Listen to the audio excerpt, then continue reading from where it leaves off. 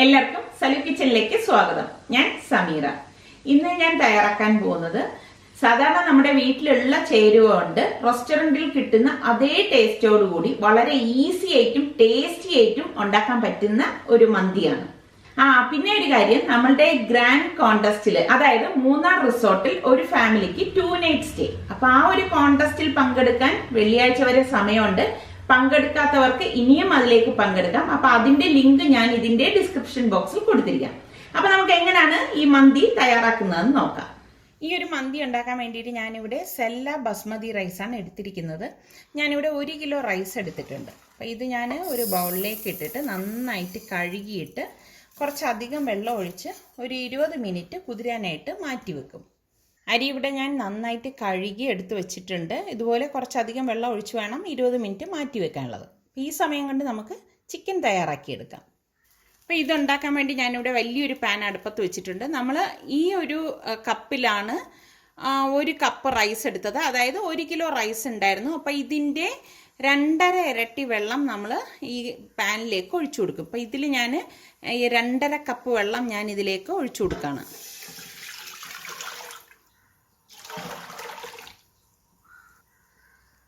നിങ്ങൾ ഏത് ഗ്ലാസ്സാണോ എടുക്കുന്നത് അതിൻ്റെ 2.5 ഇരട്ടി വെള്ളം ഒഴിച്ചു കൊടുത്താൽ മതി. ഇനി നമുക്കിതിലേക്ക് പാകത്തിനുള്ള ഉപ്പിട്ട് കൊടുക്കാം. കുറച്ച് കൂട്ടി ഇട്ട് കൊടുക്കേണ്ടി വരും, കാരണം ഈ റൈസിലേക്ക് പിടിക്കണ്ടേ. ഇതുപോലെ ഒന്ന് ഇളക്കി കൊടുക്കണം. ഇനി ഞാൻ ഇതിലേക്ക് ഇതുപോലെ വലിയ 2 പീസ് പട്ട എടുത്തിട്ടുണ്ട്. അതൊന്ന് പൊടിച്ചിട്ട് കൊടുക്കാം.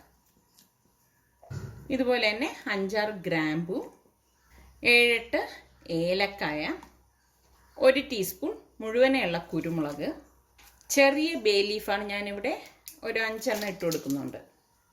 ഇനി ഇതിലേക്ക് ഇതുപോലെ 2 ഡ്രൈ ലെമൺ കൂടി ഇട്ട് കൊടുക്കും. ഈ ഡ്രൈ ലെമൺ എവിടെ കിട്ടുന്ന പലരും എൻ്റെ അടുത്ത് ചോദിച്ചിട്ടുണ്ടായിരുന്നു. ഇപ്പം നമ്മളുടെ സൂപ്പർ മാർക്കറ്റിലൊക്കെ കിട്ടുന്നുണ്ട് കേട്ടോ.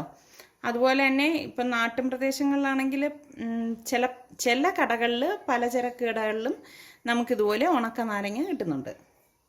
വെള്ളം ഇതുപോലെ തിള വരുന്ന സമയത്ത് ഞാനിവിടെ ചിക്കൻ കുറച്ച് വലിയ പീസായിട്ടാണ് കട്ട് ചെയ്തെടുത്തിരിക്കുന്നത്. അപ്പോൾ സാധാരണ ഇതുപോലെ മന്തിക്കൊക്കെ ഈ ഒരു സൈസിലാണ് ചിക്കൻ കട്ട് ചെയ്തെടുക്കുന്നത്. അപ്പോൾ ഈ ചിക്കൻ പീസസ് ഇതിലേക്ക് ഇട്ട് കൊടുക്കാം. ഇത് നമ്മൾ ഈ വെള്ളത്തിൽ കിടന്ന് ഒരുപാട് വേഗണ്ട കേട്ടോ. ശരിക്കും ചിക്കൻ്റെ ഫ്ലേവർ ഇതിലേക്ക് കിട്ടാനാണ് നമ്മളിങ്ങനെ ചെയ്യുന്നത്. പല രീതിയിൽ ഉണ്ടാക്കുന്നുണ്ട്. അപ്പം ഞാൻ ഇതിന് മുൻപ് ഉണ്ടാക്കിയതിൻ്റെയൊക്കെ ലിങ്ക് താഴെ ഡിസ്ക്രിപ്ഷൻ ബോക്സിൽ കൊടുത്തിരിക്കാം. ജസ്റ്റ് ഇതുപോലെ ഒന്ന് ഇളക്കി കൊടുക്കണം. ഇനി നമുക്കിതിലേക്ക് ഇതുപോലെ ഫുള്ളായിട്ടുള്ള വെളുത്തുള്ളി ഇതുപോലെ ഒന്ന് പൊളിച്ചിട്ട്, ചതയ്ക്കൊന്നും വേണ്ട കേട്ടോ, നന്നായിട്ട് കഴുകിയിരിക്കണം. ഇതിങ്ങനെ തോലോടുകൂടി തന്നെ ഇതിലേക്ക് ഇട്ട് കൊടുക്കാം. ലാസ്റ്റ് നമ്മൾ ഇതിൻ്റെ തോൽ ഇതിൽ നിന്ന് മാറ്റുന്നുണ്ട്. അപ്പം ഇനി ഇത് മൂടി വെച്ചിട്ട് ഒരു 15 മിനിറ്റ് ഇങ്ങനെ ഒന്ന് വേവിച്ചെടുക്കണം. 15 മിനിറ്റ് കഴിഞ്ഞ് ചിക്കൻ പീസസ് നമ്മൾ ഇതിൽ നിന്ന് മാറ്റിയിട്ട് മസാല തേച്ച് ഓവനിൽ വെച്ചിട്ടെടുക്കുകയാണ് ചെയ്യുന്നത്. അപ്പോൾ ഓവൻ ഇല്ലാത്തവരാണെങ്കിൽ ഇത് നമുക്ക് ഫ്രൈ പാനിൽ വെച്ചിട്ട് ഒന്ന് ഫ്രൈ ചെയ്തെടുക്കാം. ഇതിപ്പോൾ ഒരു 5 മിനിറ്റ് കഴിഞ്ഞിട്ടുണ്ട്. അപ്പോൾ 5 മിനിറ്റ് കഴിഞ്ഞ് നമുക്കിതിൻ്റെ അടപ്പൊന്ന് മാറ്റിയിട്ട് ഞാനിവിടെ 3 പച്ചമുളക് ഞെട്ടോടുകൂടി തന്നെ ഇട്ട് കൊടുക്കുകയാണ്. അതുപോലെ തന്നെ മാഗി ക്യൂബ് 1 ക്യൂബ് ഇട്ട് കൊടുക്കാം. നമ്മളിവിടെ ഹൈ ഫ്ലെയിമിൽ വെച്ചിട്ടാണ് ഇത് തയ്യാറാക്കുന്നത് കേട്ടോ. മാഗി ക്യൂബ് ഇതുപോലെ ഒന്ന് പൊടിച്ചിട്ട് കൊടുത്താൽ മതി. വീണ്ടും ഇത് അടച്ചു വെക്കും.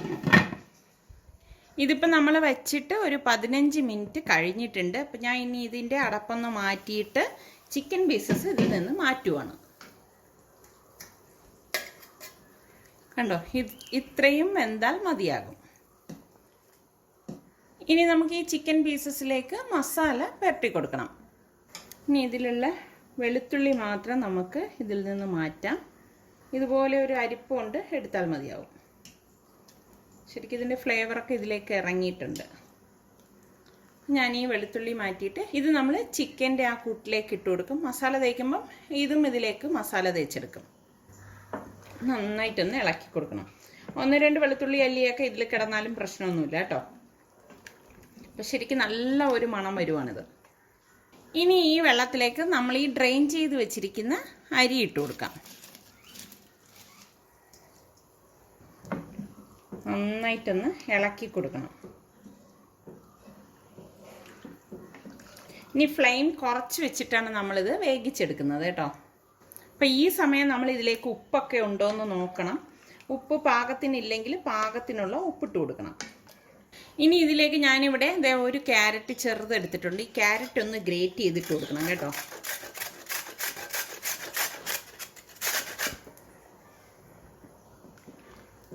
ഇനി ഇതുപോലെ ഒന്ന് ഇളക്കി കൊടുക്കണം.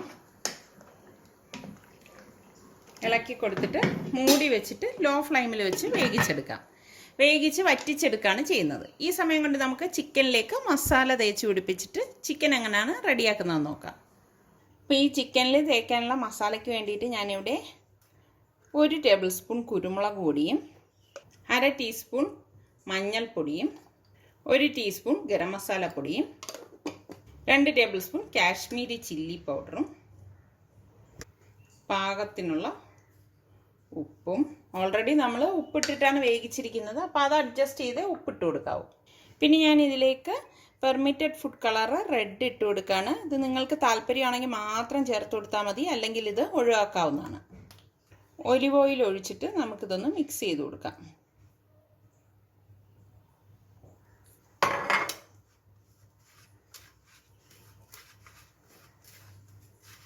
നല്ലതുപോലെ ഒന്ന് മിക്സ് ചെയ്ത ശേഷം നമുക്കിതിലേക്ക് കുറച്ച് വെള്ളം ഒഴിച്ചൊന്ന് കുഴച്ച് കൊടുക്കാം.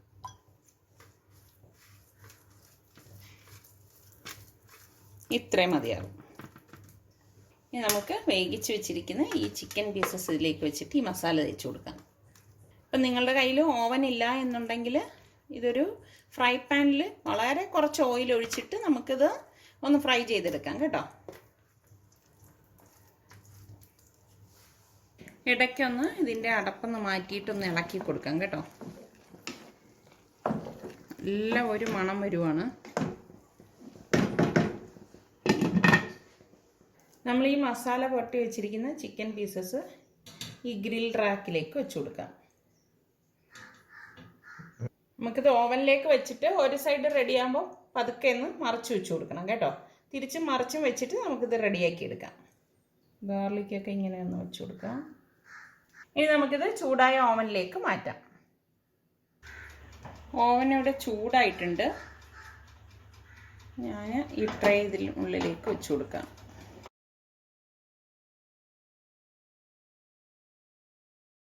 ഇനി ഇത് നമുക്ക് അടച്ചിട്ട് ഗ്രില്ല് ചെയ്തെടുക്കണം.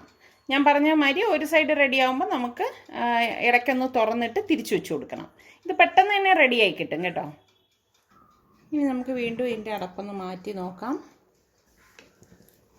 ഉണ്ടോ, റൈസൊക്കെ പാകത്തിന് വെന്ത് വന്നിട്ടുണ്ട്. ഇനി കുറച്ച് വെള്ളം മാത്രമേ ഉള്ളിലേക്കുള്ളൂ. അപ്പോൾ നമുക്കിനി മൂടാതെ തന്നെ തുറന്ന് വെച്ച് അതൊന്ന് വറ്റിച്ചെടുക്കാം. നല്ല ഒരു മണമാണ് കേട്ടോ. ഇനി നമുക്കിത് ഓപ്പൺ ചെയ്തിട്ടൊന്ന് തിരിച്ചു വെച്ച് കൊടുക്കാം. ഒരു സൈഡ് ഇവിടെ റെഡി ആയിട്ടുണ്ട്.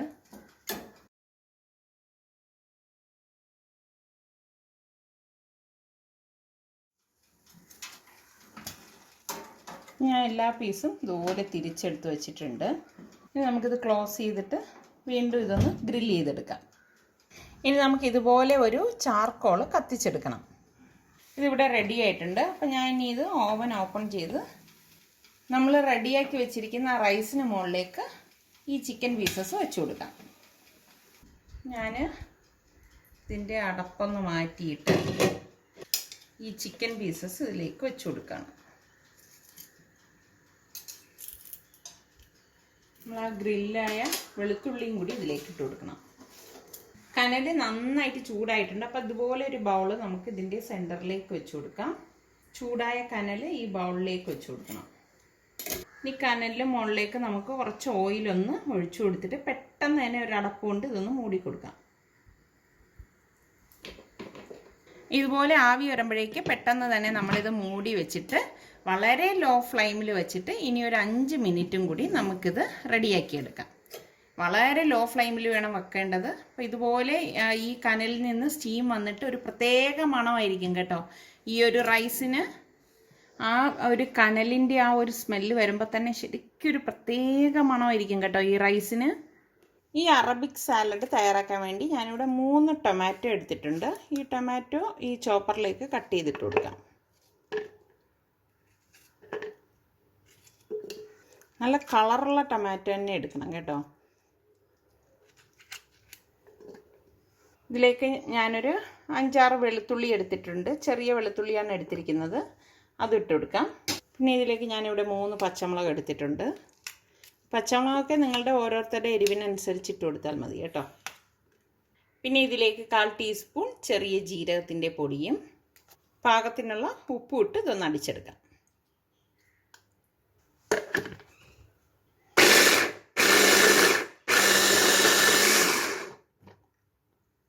ഇത്രയേ ഉള്ളൂ. അപ്പം നമ്മുടെ അറബിക് സാലഡ് ഇവിടെ റെഡി ആയിട്ടുണ്ട്.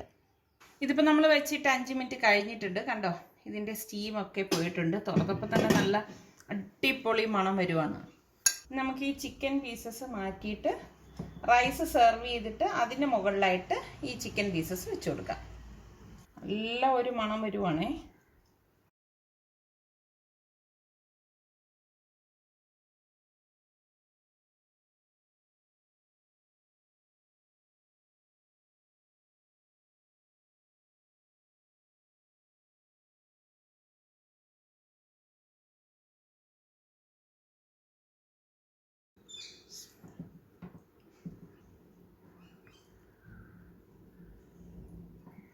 നമ്മുടെ ഈ വെളുത്തുള്ളിയൊക്കെ ഇങ്ങനെ അങ്ങ് ഇട്ട് കൊടുക്കാം.